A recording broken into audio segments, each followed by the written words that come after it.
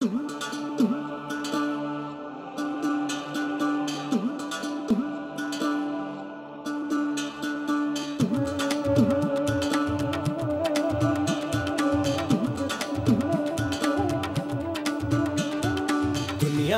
सोई हो तुम जाग जाते हो, पहले रब के सामने तुम हाथ उठाते हो, फिर मखलूक की खिदमत में तुम झुक जाते हो।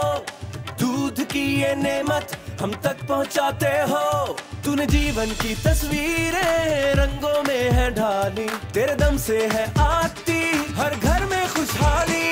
खुशहाली हो, खुशहाली,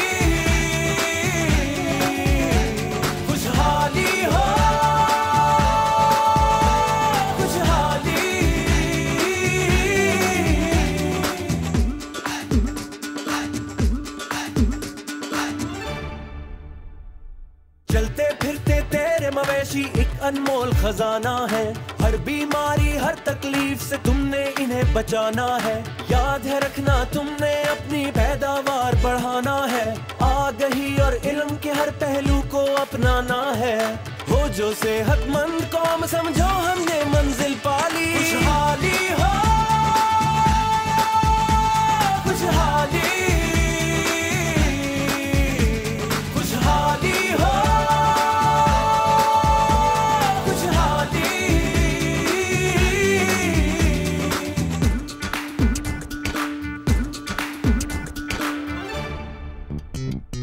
आज से है ये अज़्म हमारा और खुद से भी है पैमान। तंदुरुस्ती और सेहत बनेगी यूं ही हम सबकी पहचान। धरती होगी शान हमारी, हम होंगे धरती का मान। तेरी अपने खुशहाली की राहों में मारी है जान, और तरक्की की ये राहें हम सब ने है अपना ली। खुशहाली हो, खुशहाली,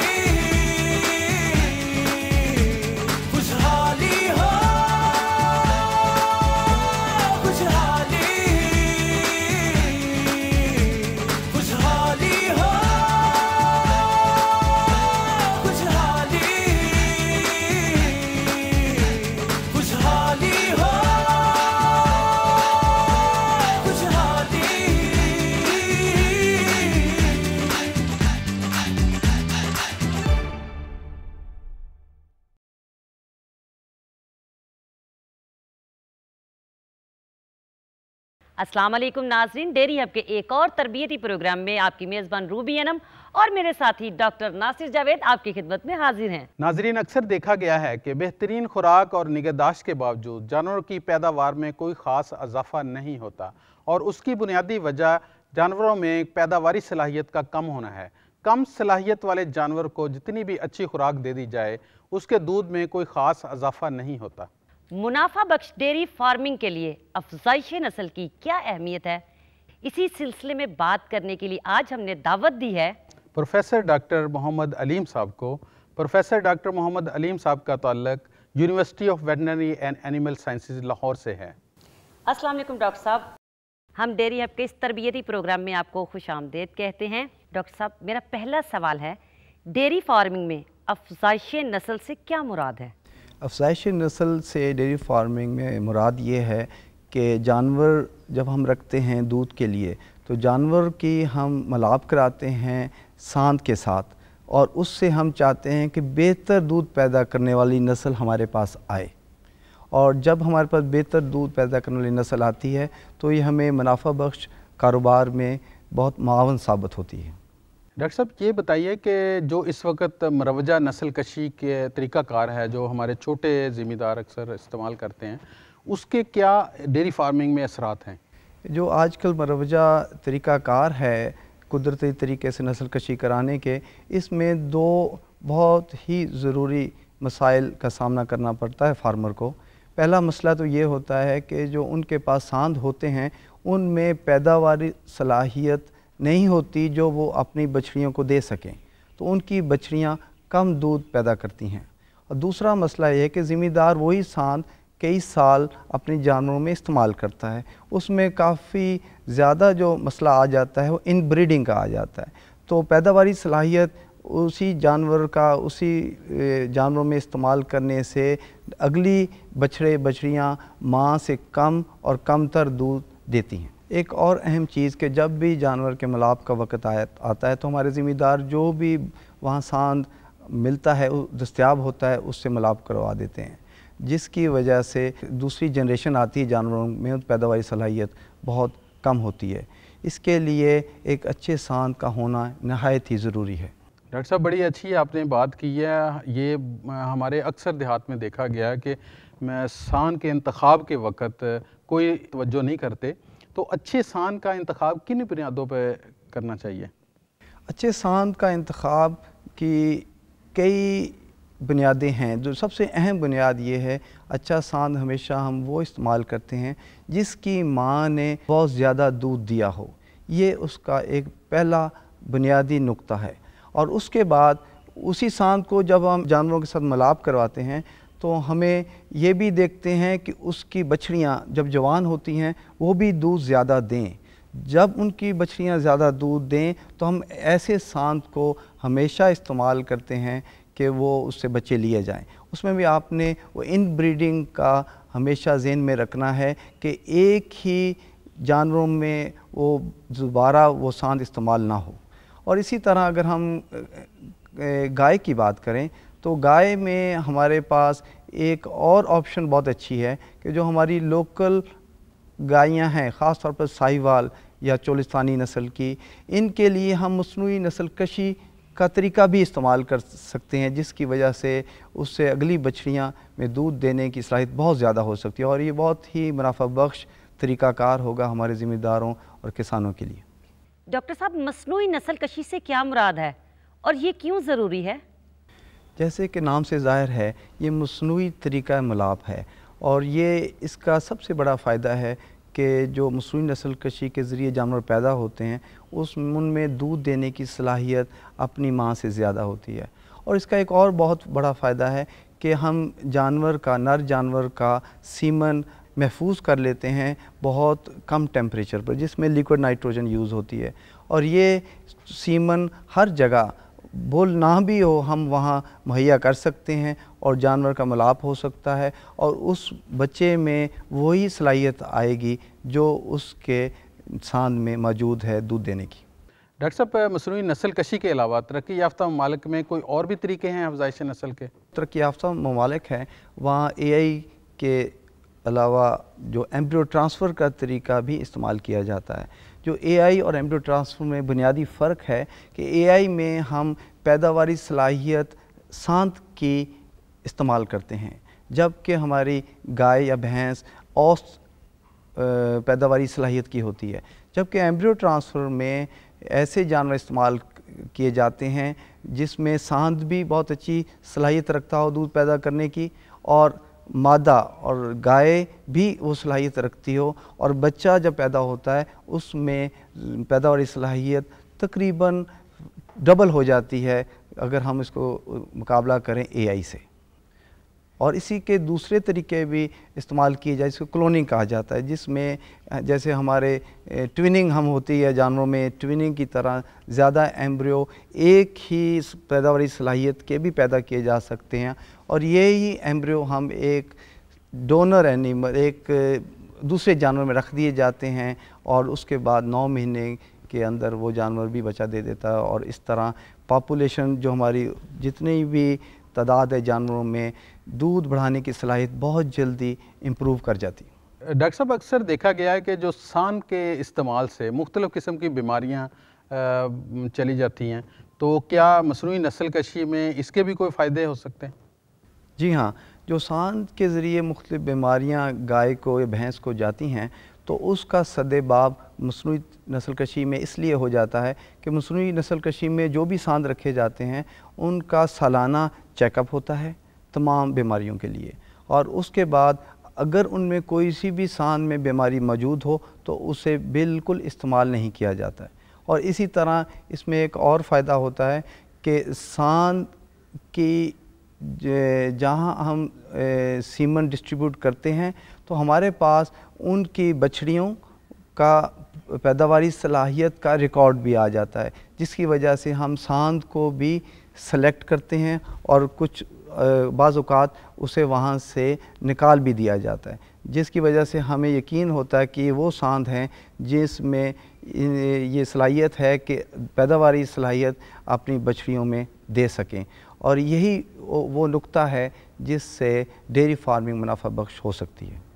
डॉक्टर साहब, 10 गाय या भैंस रखने वाला ज़िम्मेदार अगर मसनूई नस्ल कशी का तरीक़ाकार इस्तेमाल करता है तो माशी तौर पर उसको क्या फ़ायदा हो सकता है? हाँ, अगर हम देखें कि उसके पास 10 भैंसें हैं तो उसमें अगर मसनूई नस्ल कशी का तरीका इस्तेमाल करता है और वो 5 साल के अरसे में ये बिल्कुल मुमकिन है कि उसके जो दूसरी जनरेशन दूसरे बच्चे आते हैं उसमें पैदावारी सलाहियत 6 लीटर से बढ़कर 10 लीटर औसत हो जाएगी। तो इस तरह तकरीबन उसको 40 से 45% दूध ज़्यादा मिलेगा। और जबकि उसके ख़र्चे में अगर बहुत अच्छी भी खुराक करता है तो सिर्फ 10% का इजाफ़ा होगा और उसकी आमदनी में खातिर ख्वाह इजाफ़ा उसे मिल सकता है AI करने से। आइए नाज़रीन देखते हैं कि चौधरी अब्दुल हमीद साइमा जी और मियाँ साजिद से अफजाइश नस्ल के बारे में क्या गुफ्तगू कर रहे हैं। मुरझाए हुए फूलों की कसम इस देश में फिर ना आऊंगा ना आऊंगा। हाँ भाई, तू किधर जा रहा है? चौधरी साहब, उम्र गुजर गई, उम्र बीत गई आपसे फेंटियाँ खाते खाते। अब मुझ में आपसे फेंटी खाने की मजीद हिम्मत नहीं है, इसलिए जा रहा था। और चल चल शोखिया, रख ये नीचे अपना धन धोपड़ा, मेरा मीटर ना घुमा। मैं पहले बड़ा परेशान हूँ और मेरी जानवरों को तो पहले किसी की नजर लग गई है। अच्छा? इस पिंड में सबसे ऊंचा शिमला था मेरा। लोग मिसालें देते थे कि चौधरी अब्दुल हमीद की भैंसें सबसे ज्यादा दूध देती हैं, लेकिन अब तो उनका दूध दिन ब दिन कम होता जा रहा है। ओह चौधरी साहब, ये क्या हुआ? आप एकदम रंगीन पंजाबी मार ताड़ वाली फिल्म से एकदम गमगीन और Urdu black and white film पे आ गए हैं। मैं आपको छोड़कर नहीं जाऊंगा, मैं आपको छोड़ के नहीं जाऊंगा। अच्छा चलो उठ लो, मुझे पता है तू मुझसे प्यार करता है, बस ऐसे ही कभी कभी नखरे शखरे करता रहता है। नहीं, ऐसी बात नहीं है चौधरी साहब, मुझे पता है कि आप अंदर से टूटे हुए हैं और आपके पास ना तनख्वाह है ना बकाया जात है, इसलिए कहा था। चल सलाम चौधरी। ओ वालेकुम सलाम। वालेकुम सलाम। ये मियाँ साजिद हैं। अस्सलाम वालेकुम साहब। वालेकुम सलाम जनाब। बाहर से पढ़कर आए हैं अल्लाह, और इनके जदीद डेयरी फार्म भी है। ओ जनाब, आप साइमा जी के साथ आए हैं, हमारे प्राहुणे हैं, बैठे तशरीफ रखे और कुर्सी ले आए इधर। अच्छा साहब, जल्दी कर। अच्छा जी। और साफ कर जरा इसको। अच्छा जी। ठहरा जी डॉक्टर साहब, ठहरा। बैठे जी बैठे। हेलो जी, बैठो। बैठो साइमा जी बैठो। बैठो चौधरी साहब। क्या बात है चौधरी, आज बड़े परेशान लग रहे हो और ये हर वक्त फजलू से क्यों लड़ते रहते हो? और लड़ू क्यों ना साइमा जी, अब आपको मैं क्या बताऊं, मेरे जानवरों को तो किसी की नज़र ही लग गई है।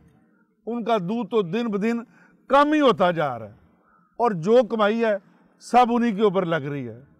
आपको तो पता है इस महंगाई के दौर में जानवर रखना कितना मुश्किल काम है।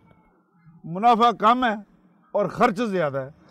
एक मिनट जी, आप मुझे ये बताएंगे कि आप अपने जानवरों की नस्ल बढ़ाने के लिए क्या करते हैं?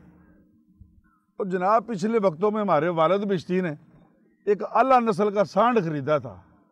बड़ा वखरा जानवर है, आप देखेंगे तो आपकी तबीयत खुश हो जाएगी। बस पिछले कई सालों से हम अफजाइश नस्ल के लिए उसी सांड से काम चला रहे हैं। क्या तुम्हें मालूम है कि बार बार बैल और भैंसे के मिलाप से उनकी नस्ल और दूध की मिकदार में कमी होती है? अच्छा।